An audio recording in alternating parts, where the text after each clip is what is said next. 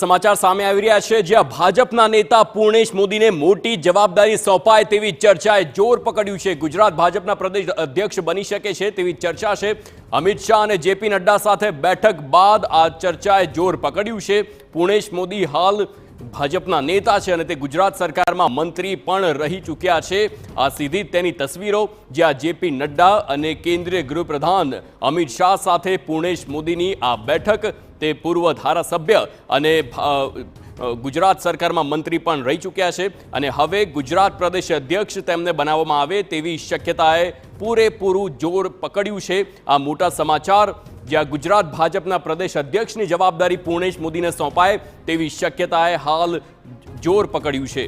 તો એક તરફ સી આર પાટીલની ટર્મ પૂર્ણ થતા અને હવે તેમને કેન્દ્રની જવાબદારી સોંપાતા પૂર્ણેશ મોદી ગુજરાત ભાજપના પ્રદેશ અધ્યક્ષ બની શકે છે તેવી ચર્ચાઓ અને તેનું હાલ ચર્ચાએ જોર પકડ્યું છે।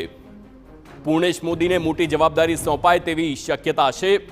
ગુજરાત ભાજપના પ્રદેશ અધ્યક્ષ પૂર્ણેશ મોદી બને તેવી શક્યતા। તો કોણ છે પૂર્ણેશ મોદી તેની પર પણ નજર કરીશું। કેન્દ્રીય મિનિસ્ટર રહી ચૂક્યા છે। સુરત શહેરના ભાજપના પૂર્વ અધ્યક્ષ પણ પૂર્ણેશ મોદી રહી ચૂક્યા છે। તેમણે જવાબદારી જે નિભાવી છે તે જાણીતા કાયદાવિદ પણ છે। રાહુલ ગાંધી સામેનો જે કેસ હતો તેમાં મુખ્ય ફરિયાદી પણ હતા। સંગઠનમાં મુખ્ય અને મજબૂત પકડ ધરાવે છે। રાહુલ ગાંધી સામેના માનહાનિના કેસમાં તેઓ મુખ્ય ફરિયાદી હતા। પૂર્ણેશ મોદી અને કેબિનેટ મિનિસ્ટર પણ રહી ચૂક્યા છે। તો પૂર્ણેશ મોદીને હવે મોટી જવાબદારી સોંપાય તેવી શક્યતા છે।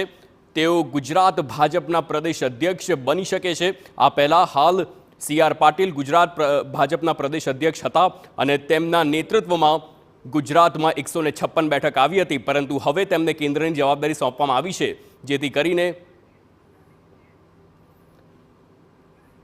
જેથી કરીને હાલ આ જવાબદારી તેમને સોંપાઈ શકે છે। સી આર પાટીલ હાલ ગુજરાત પ્રદેશ અધ્યક્ષની જવાબદારી નિભાવી રહ્યા છે અને હવે તેમને કેન્દ્રમાં મિનિસ્ટરનું પદ મળતા પૂર્ણેશ મોદી તેમને ગુજરાત પ્રદેશ અધ્યક્ષ બનાવાય તેવી શક્યતાએ આ તસવીરોએ પૂરેપૂરું જોર પકડ્યું છે।